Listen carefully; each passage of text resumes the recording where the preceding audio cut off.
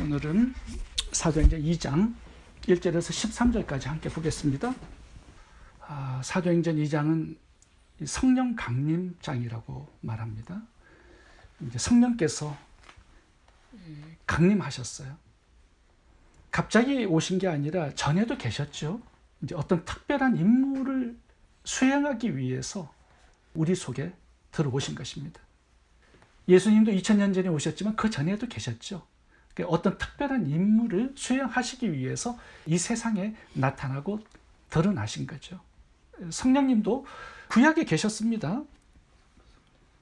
근데 특별한 어떤 임무를 수행하기 위해서 오순절 마가의 다락방에 강림하신 거예요. 어떤 임무 때문에 들어오신 것일까요? 이것을 알기 위해서는 구약의 7가지 절기들을 좀 살펴볼 필요가 있습니다. 구약에는 7가지 절기가 나오는데요. 이 절기들이 예수님의 십자가 죽음에서부터 예수님의 재림까지 어떤 일이 일어날 것인가를 우리들에게 설명하기 위해서 하나님께서 7개의 절기를 이스라엘에게 주신 것입니다. 6월절은 1월 14일인데 예수님의 죽음을 의미하는 절기죠. 6월절. 무교절은 예수님의 장사를 의미합니다. 초실절은 1월 16일인데 예수님의 부활을 상징하는 절기입니다. 이 초실절, 예수님의 부활 이후에 50일째 되는 날이 오순절, 성령의 강림을 상징하는 절기입니다. 예수님께서 부활하신 다음에 이 땅에 40일간 계시고 승천하셨어요. 그리고 10일 후에 지금 마가의 다락방, 오늘 사도행전 2장에 강림하신 것입니다. 부활 후 50일째 일어났던 오순절의 강림 사건이에요. 이제 3월 5일 날 오순절인데 이제 나팔절까지는 4개월의 공백 기간이 있습니다. 나팔절은 7월 1일이거든요. 그러니까 이 봄절기에 6월절, 무교절, 초술절, 오순절이 함께 모아져 있고요. 나머지는 가을에 있는 절기입니다. 나팔절은 7월 1일 예수님의 재림입니다. 그 다음에 속죄일이 나오는데 7월 10일 성도들의 성화, 거룩한 변화죠. 그 다음에 천년왕국이 이루어지는데 그게 초막절이 의미하는 절기입니다. 천년왕국. 예수님의 죽음에서부터 예수님의 재림까지 이 7가지의 절기를 통해서 이 세상의 역사를 우리들에게 알려주고 있는 거죠. 이 하나님께서 우리들에게 예언하신 이 언약을 성취하셨다라는 의미가 이 오순절에 담겨져 있습니다. 오순절이 성취되었어요. 그럼 나팔절도 성취되겠죠. 나머지 3가지의 절기도 예수님의 재림에 성취될 것입니다. 근데 중요한 것은요, 오순절은 그 자체의 목적이 있지 않습니다. 한 절기를 준비하기 위해서 오순절이 있는 거예요. 그 절기는 나팔절, 예수님의 재림입니다. 이것을 준비하기 위해서 오순절이 존재하는 거예요. 성령께서 강림하신 것입니다. 그러니까 오순절은요, 나팔절을 준비하기 위한 절기라고 말할 수 있습니다. 성령께서 강림하시고 그 다음에 예수님께서 재림하시는 나팔절까지 4개월의 공백 기간이 있습니다. 이 4개월의 공백 기간은 땅끝까지 복음을 전하는 기간입니다. 왜냐하면 예수님의 재림은 땅끝까지 복음을 전파한 후에야 오기 때문이죠. 마태복음 24장 14절 읽어보겠습니다. 이 천국 복음이 모든 민족에게 전거되기 위하여 온 세상에 전파되리니 그제야 끝이 오리라. 성령께서 오순절날 강림하신 이유는 간단합니다. 우리들을 통해서 예수 그리스도의 복음이 땅끝까지 전파될 수 있도록 하기 위해서 그 목적으로 들어오신 거예요. 나팔절을 준비하는 목적이죠. 이 4개월 동안의 공백 기간은요, 땅끝까지 복음을 전하는 기간입니다. 예수 그리스도를 믿는 성도들을 통해서 그렇게 하시겠다라는 거죠. 사도행전 1장 8절과 11절을 제가 읽어보겠습니다. 사도행전 1장 8절을 보시면 성령이 임하시면 땅끝까지 그리스도의 증인이 되리라고 말씀하죠. 이제 9절하고 11절을 보시면 하늘로 올려진 이 예수는 하늘로 가심을 본 그대로 오시리라. 지금 성령께서 역사하신 오순절, 그리고 예수 그리스도의 재림이 있는 나팔절, 이 기간 4개월의 공백 기간은요, 예루살렘과 온 유대와 사마리아 땅끝까지 복음이 전파되어야 하는 그 공백 기간입니다. 우리가 그 기간에 살고 있는 거예요. 성령께서 우리 속에 들어오셨어요. 왜? 그 공백 기간 동안에 나팔절을 준비하기 위해서 그렇다라는 거죠. 성령께서 나팔절을 준비하는데 한 가지 방법을 사용하십니다. 그게 뭐냐면 우리들에게 은사를 주시는 거예요. 오늘 본문에 방언의 은사가 나옵니다. 이거는 한 가지를 상징하는 거죠. 우리들에게 은사를 주셔서 그 은사를 통해서 우리가 복음을 전할 수 있도록 그렇게 역사하시겠다라는 거예요. 이 방언의 은사는 뭐 랄랄라 하는 그게 아니라고 말씀을 드렸습니다. 어떤 목적도 없이 그냥 의미도 없는 소리를 내는 것, 그거는 성령의 목적과 맞지 않죠. 오늘 본문의 방언의 은사를 보시면 분명한 목적이 있습니다. 한 번도 복음을 들어보지 못한 이방 민족들에게 복음을 전하기 위해서 방언의 은사를 주신 거예요. 오늘 방언의 은사가 11절부터 나오는데요. 이 방언의 은사를 본문에서 표현하면서 랭귀지라는 단어를 썼습니다. 언어, 다른 언어로 말하기를 시작하리라. 랭귀지. 이 지구상에 7,000개의 언어가 있습니다. 그 중에 하나가 오늘 나오는 방언이에요. 이 방언을 통해서 뭘 했느냐? 분명한 목적이 있죠. 11절을 봐보세요. 그레데인과 아라비아인들이라 우리가 다 우리의 각 방언으로 하나님의 큰 일을 말함을 듣는도다. 지금 방언으로 전달한 내용이 뭐냐면 하나님의 행하신 큰 일이에요. 그게 뭐죠? 예수님의 죽음과 부활이죠.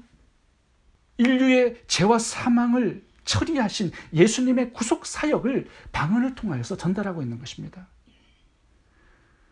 그래서 전부 다 놀랐다라고 기록해요. 왜? 한 번도 들어보지 못한 예수 그리스도의 십자가 죽음과 부활의 구속 사역을 듣고 있기 때문이죠. 그러니까 방언의 은사는 분명한 목적을 가지고 있습니다. 복음을 전해서 영혼을 구원하는 거예요. 성령께서 우리들에게 은사를 주시는 목적이 분명합니다. 땅끝까지 복음을 전하기 위해서고요. 영혼들을 구원하기 위해서 그런 것입니다. 우리가 이 성령의 분명한 목적대로 헌신하고 결단하잖아요. 그러면 성령께서는 우리들에게 은사를 부어주십니다. 그 은사가 나타나게 하심으로 예수 그리스도의 복음이 땅끝까지 전파되게 하시는 거죠. 우리가 복음의 사명을 감당하는데 성령께서 함께 하셔서 은사를 주시겠대요. 그게 땅끝까지 복음을 전파하는 성령 하나님의 방법입니다. 고린도전서 14장을 보시면 다양한 은사들이 나옵니다. 근데 고린도 교회는요, 실패한 교회가 되고 말았어요. 왜요? 목적이 다르니까. 성령께서 은사를 주신 목적과 달라요. 자기 자신을 높이고 드러내고 자랑하고 이런 목적으로 은사들을 사용하니까 성령께서 나타나셔서 어떤 영혼 구원의 열매를 맺는 게 아니라 마귀가 더 역사하는 그런 교회가 되어버리고 말한 것입니다. 오늘날 우리들은 다 방언을 받을 필요가 없습니다. 왜 그렇죠? 모든 나라의 복음이 다 들어가 있기 때문이에요. 신학교도 굉장히 많습니다. 신학생들이 많이 배출이 되고 있어요. 복음의 사역자들은 넘쳐납니다. 그래서 방언이 오늘날에는 많이 필요하지 않은 은사예요. 그러면 오늘날 가장 많이 필요한 은사는 뭘까요?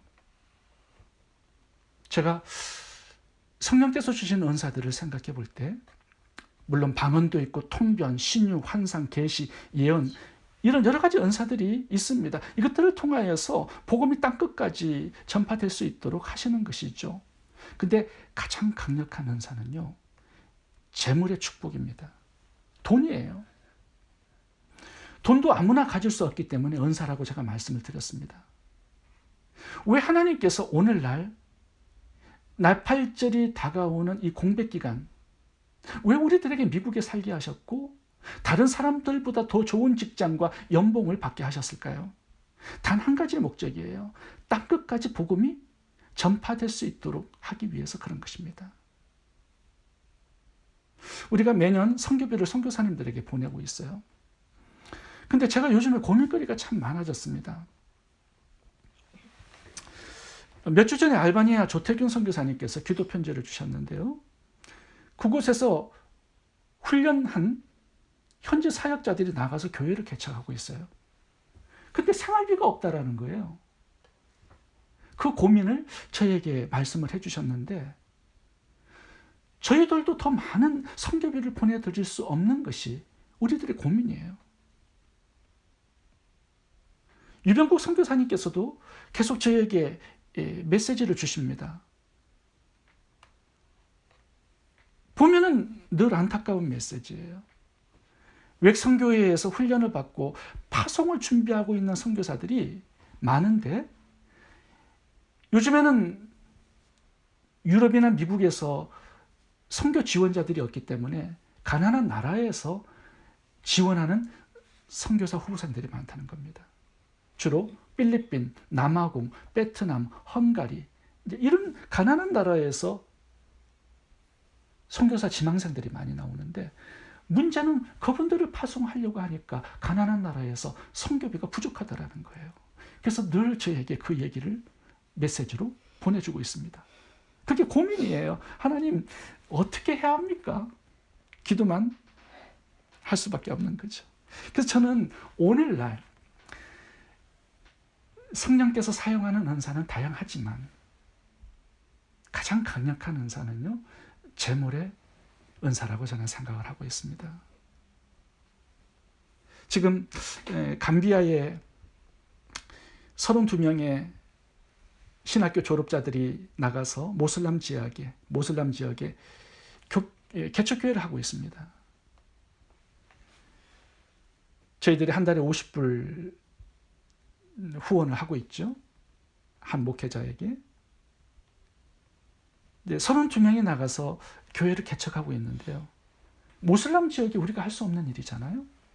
근데 그분들에게 우리가 50불을 후원해 줌으로 한 가정이 그 시골에 들어가서 모슬림들에게 복음을 전할 수 있도록, 땅끝까지 복음이 전파될 수 있도록 하는 데 있어서 우리의 은사가 활용이 되고 있는 거죠. 50불이 결코 적은 재정이 아닙니다. 선교지에 가면 5,000불 정도의 능력으로 성령님께서 사용해 주시는 거죠. 오병이어를 가지고 5,000명을 먹이신 주님께서 뭘 못하시겠습니까? 우리의 작은 헌신도 5,000명을 먹이는 그런 기적을 일으키는 도구로 사용해 주실 것입니다.